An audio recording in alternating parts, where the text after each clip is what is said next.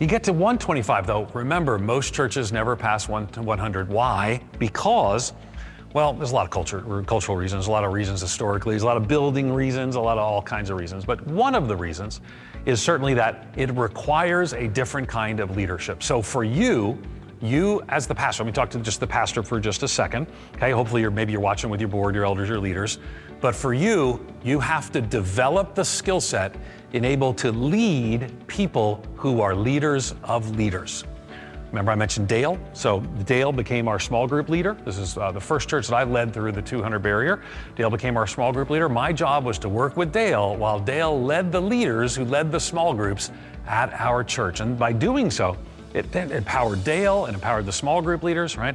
So to do that though, requires me to learn to be a different kind of leader. So I almost want to go back to prior sessions and say, this is where you've got to hone your leadership skills.